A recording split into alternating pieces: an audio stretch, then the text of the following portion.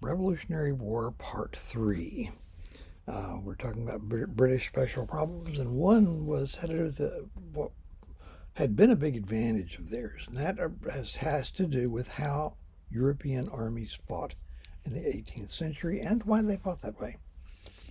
So if I were in class, I would, fish around till somebody, having seen a 2000 Revolutionary War flick with Mel Gibson called The Patriot, what are they doing out there? You're watching a battle. What are they doing out there? Well, they're lined up in fairly straight lines. They're marching in step into combat to the beat of a drum in plain sight with bright colored uniforms on, and they're firing volleys at each other from a range of about 30 to 40 yards. One word of word association. What do you call that? Somebody would say, well, stupid. And I would say, well, yeah, that would be stupid if they're using AK-47s or something like that, high volume weapons. But they're not. Weaponry largely dictates tactics. How you fight goes back to what you have to fight with. What did they have to fight with?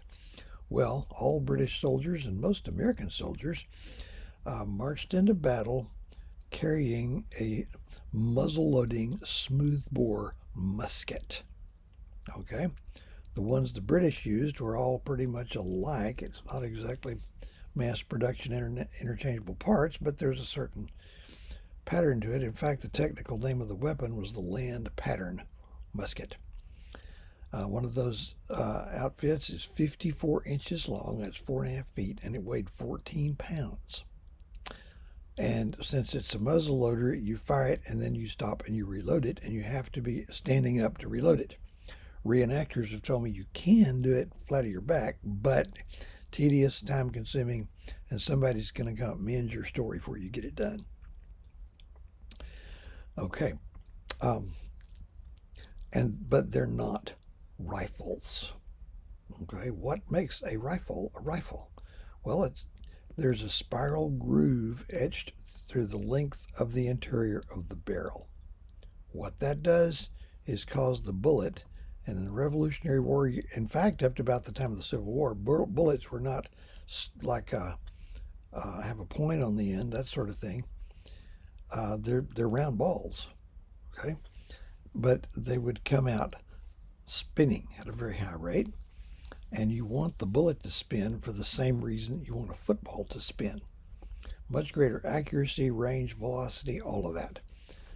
Muskets, smoothbores, did not have that. So any old metal ball will work as long as it doesn't get stuck in there, and you don't really know where it's going to go. You lose your accuracy pretty quickly.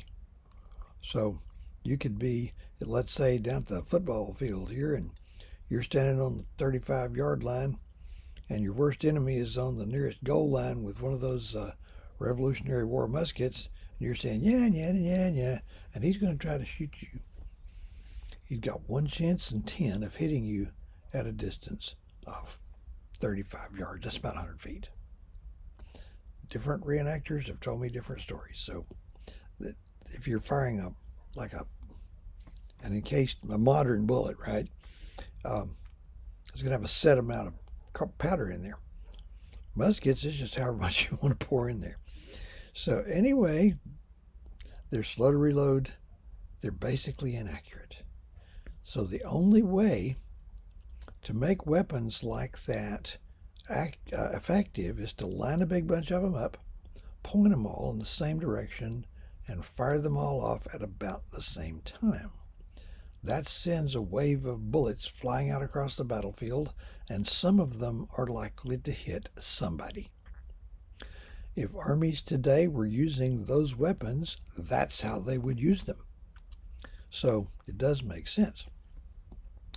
Now, these are pretty heavy little musket balls. They're not exactly a standard caliber, but you're going to find a lot of like 69 caliber weapons. You want to get hit by one of those? I wouldn't think so. So, military tactics had everything to do with drill and discipline. And that's what you learn. You learn to obey commands instantly, brainstem level. You can't stop. Now, wait, what was that again? You can't do that. So a military unit has to function as a machine. It has to be able to get out of a column configuration for, marching down a road into a company front, and then to be able to move forward at about the same pace so your line doesn't get all scattered out, to fire, reload, and fire again, and do all of this. Need to be able to, wheel that way, or back up, or change speeds, or even make a V or a box if you're really top of the line. All this under combat conditions, which is altered state. Your life expectancy could be seconds, and your death brutal and bloody. So it takes iron discipline and an unending drill to do that. You'd still drill in the military today. That's mainly to instill discipline. It was a grim life or death necessity in the era of the smoothbore musket. Rifles existed, but only a few gunsmiths could make them, and the ones we had were hunting weapons that did not have a lug on there to accept a bayonet. So a military unit is going to be marching forward, a British unit, in like 3 ranks. And you have an officer in charge. You're going to have a drummer. The drummer's probably a kid. The drummer's a kid. He's a soldier. He's got a uniform on. It's not sporting to shoot the enemy's drummer. Or the officer either, because the guys wearing his uniforms, if it weren't for that officer, they'd be a ravaging bunch of thugs. You depend on the enemy officers to keep everybody in line. It's a very different kind of thing. Anyway, they would come to a halt on command. The front rank would fire a volley and begin reloading. The second rank would step through the gaps. They would fire. Third rank, they would fire by that time the first rank is ready to fire again. It didn't take 5 minutes to reload one of these things. A British unit, under optimal conditions, a well-trained one, could get off 4 volleys per minute. That means if the clock starts the first time they fire, they're going to be firing again every 20 seconds. Okay? Compare that to modern military weapons. They're intended to put a lot of lead in a small space in a short time. They're not about accuracy. Snipers are not out there shooting assault rifles. In fact, they're probably using a bolt action. I'm not sure the reason for that. It was all about discipline. Now, as long as the British were fighting in New England or New York and New Jersey or maybe Pennsylvania, their mastery of these tactics gave them an overwhelming advantage. Their enemy is going to be a farm boy, an apprentice, an orphan, somebody like that, who has not been taught this kind of discipline. So we really can't beat them in an open field battle until the war is well along. But late in the war, the British, I'm not quite through with the tactics, British themselves, having reached a stalemate in the middle states, there were states by then, moved the war to the south, thinking there were a lot of loyalists down there. That's people, Americans who are loyal to Britain. And the idea was they would just capture the seaports, encourage the loyalists to go on offense, and just provide enough military support for the loyalists to take over their state. And then having secured, let's say, South Carolina and Georgia, they could then sort of domino theory their way back north. What they encountered in the South, and it surprised me to learn, but this is true, the state in which more revolutionary battles were fought than any other state, South Carolina. And the war was going on there for barely a year. Okay? They're not encountering Pennsylvania farm boys or New York City apprentices. They're confronting Southern frontiersmen. Okay? These are rough and ready men who are skilled in Indian tactics, accustomed to life outdoors, accustomed to fighting. Taking up where I left off 2 days ago. Had to put the same shirt on so it wouldn't look so odd. I had to go help my wife take some pictures. For the British, this was an enemy from beyond their worst nightmares. So I'm going to put that on hold, come back when I talk about the strategies that they employed, and we'll finish that up then. But what the point is, as a British special problem, they opted to take the war into an area geographically where their tactics became a liability rather than an advantage. Early in the war, They have a huge advantage in terms of the professionalism, discipline, skill of their military. Then they move it to another place where they're confronting a different topography, harder to find flat open spaces where they can form a line of battle, and the enemy is different. Okay, wrapping up how they fought in the 18th century, I'm not really quite through with that. I spoke a few minutes ago about the drummer. Why would you have a drummer?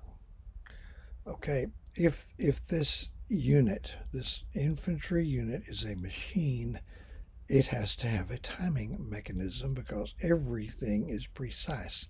Everything is synchronized, almost choreographed, and the drummer is there to keep them in step, and there are different distinct drum beats that would signal different things. Sometimes it's going to be hard to hear a shouted command on a battlefield.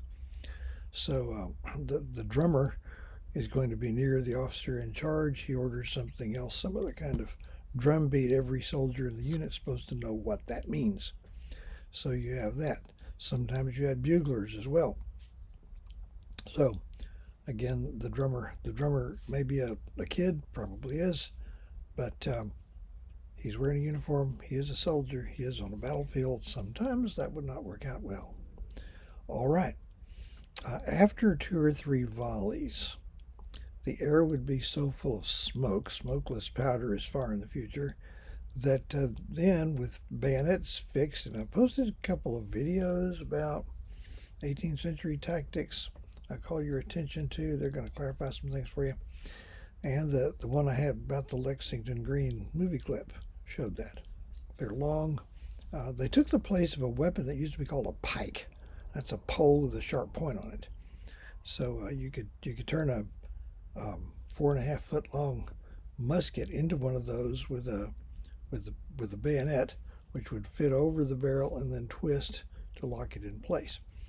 Okay, so then it would just be melee tactics. They'd charge each other, and taking somebody out with the bayonet is an acquired skill.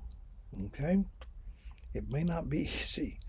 It's very personal to get to walk up to somebody, look them in the face, stab them in the gut, and disable them. They may be asking you not to do that. Now, unless you're well prepared going up against these professionals, you probably ought not to try it. Sergeant, can we practice a little more? I don't think I'm quite ready yet. No, you're not. Americans didn't often engage in tactics like that. So then it just becomes hand-to-hand, like a slaughter. While we're at it, armies also employed artillery. This is cannons. And in completely correct terminology, if you're holding it in your hands, it's not a gun. It might be a musket, it might be a rifle, something like that, but it's not a gun because guns have wheels. These are cannons, drawn by teams of horses, serviced by a team of men that might be 8 men, give or take, each with a specific job. And in that war, typically they would fire solid lead balls. All right? If it's a big old heavy cannon meant to knock down fortified walls, that sort of thing, it's going to be a whole lot bigger. The ones they would use on a battlefield, they would be rated by the weight of the cannonball that they would fire. So 4-pounders, 8-pounders would be out there, and a cannonball could do to a troop formation what a bowling ball does to a bowling pin formation. If you follow what I'm saying, it could hit the ground and bounce. It could take a man's head clean off.